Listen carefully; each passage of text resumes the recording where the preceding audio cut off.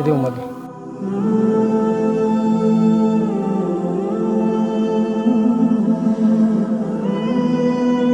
ته په دې عمر کې مزدوري کولی شې؟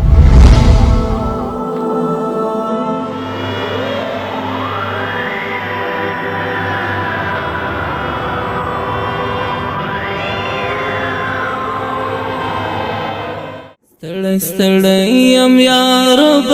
له دنیا نه چاته وژاړم ګیله وکړم له چا نه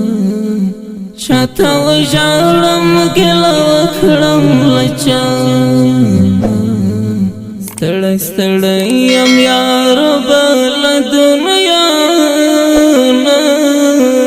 چاته وژاړم ګیله وکړم له چا نه چاته وژاړم ګیله وکړم له چا نه دلته هر سړی په خپل غم اخته دی دلته هر سړی په خپل غم اخته دی یم بیزاره په الله چې له خپل ځانه چاته وژاړم ګیله وکړم له چا نه چاته د حاجي نور خیریه بنسټ مینوالو دا مهال موږ د حاجي بابا ته راغلی یاستو د حاجي بابا غږ به تاسو نږدې نه واورئ ډېر په ستونزو بوغ دی نور موږ سره ملتیا وکړئ دغه ویډیو تر اخره وګورئ حاجي بابا دا د ژوند قصه دې وکړه ژوند کیسه داسې ده ښه د ټول عمر خدای غریبان پیدا کړي اخر کې په خماته شو راولې زم پرېوتم او د دوا پیسې نه لرم او مشکل دی راباندې او ګېډې دپاره نه پکم نه لرم او نه نغدې پیسې لرم دوای دپاره زه راشم دوای واخلم ورباندې دا کټ کې پروت دی الله ایله ده خدای بل چا پیسې راکړي نه دوا مه خسي ورباندې او خپله خدای که 10 روپۍ درک لګېږي رسم زه په دې عمر کې مزدوري کولی شم په کټ کې پروت یم ولاکه خو ځای شم په دا خپله خپل هر څه وینې ستاسې زه ولاړم دلته مخ په مخ باندې او دغه ته اشاره دې وکړئ چې زیاتره وخت د درمنلې نه غیر د دوا نه غیر موږ سره خوراکي توکي هم نه هېڅ نه لرم نور داسې کوم شپه کوم وخت راغلی چې ته توکي خوراکه ونه لرې او شپه دې همداسې سار کړی یا سار دې بېګا کړی روژه کې خدای په درېیمه روژه باندې پوه شوې چې ما سره د چای او ډوډۍ نه بس درک نه لري بل چې زکات پیسې راکړي په هغې مې سودا راوړې د ژوند نه دې څومره خوشحاله یې څومره ناراضه یې هغه په خوشحاله چې خپل ژوند زندګي برابروي زموږ زندګي نشته ژوند نشته پکې ټول عمر په سرګردانۍ کې تېروم نه د 1 روپۍ درک لګېږي او نه د کار درک لګي کار خو کوی نه شي که دا پروت یم ورته مخکې خو بله ښه ومه لږ ډېر بچیان مسیان نه مه کولې هغې نه اوس لیدلې یم ځای په ځای پروت یم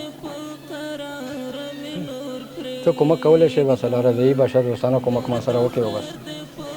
چې موږ خپل ژوند زندګي برابروي د ژوند نه دې څومره ناامیده یې بل ناامیده یم ځینې مرګ ښه دی د دې عمر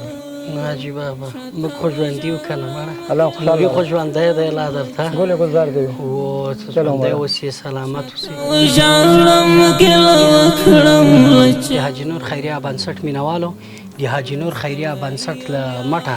دغه مرسته حاجي بابا سره وشو نور له تاسو غواړو که دنیا و آخرت هم ښایسته کوئ دغه حاجي بابا پر غاړه 9 غړي کورنۍ تر غاړه دی او دا خپله رنځور دی تاسو یې ګورئ خپو پروت دی او د خپو نه غورځېدلی سړی دی خو دغه خلک نفقه غواړي که تاسو غواړئ چې دنیا و آخرت هم ښایسته کوي نور دغه کورنۍ مستحق کورنۍ دی حاجي نور خیریه بنسټ تاسو ته هغه کورنۍ ښیي چې هغه مستحقین وي حاجي بابا دا مرسته خو چې موږ در سره وکړو څه احساسوي تاسو نه ډېره مننه هم په ده دنیا په هغې دنیا غواړو نه چې موږ سره خیریه بنسټ دا مرسته وکړله موږ سره کومک وکړو موږ بېګا اوس سبا نه راځي پوه شوې او دا کومکونه موږ سره باید ته دوامدار وکړي ځکه چې موږ خپل مشکل پر راپه شي او خپل بچیان مسیان زموږ خرچه ورسېږي نور هېڅ هم نه لرو نور څه غوښتنه لري چې زمونږ ورونه په داخل دي خارج کې پراته دي شتمنۍ لري او په افغانستان کې چې پراته دي شتمنۍ لري دې نه څه غوښتنه لري؟ هغه غوښتنه لرو چې د غریبانو سره شتمنۍ کورنۍ او بس مالداره خلک او مالداري پیسې لري دنیا لري باید غریبانو ته کومک وکړي الله رضایي کومکونه وکړي ورسره او د دوی به خدای هغه دنیا کې اوسه په نصیب کې پوه شوې په خیر ورولي و بس موږ په دې دنیا موږ سره کوم وکړو ستړی یم یا رب له دنیا نه چاته وژاړم ګیله وکړم له چا چاته وژاړم ګیله وکړم له چا ستړی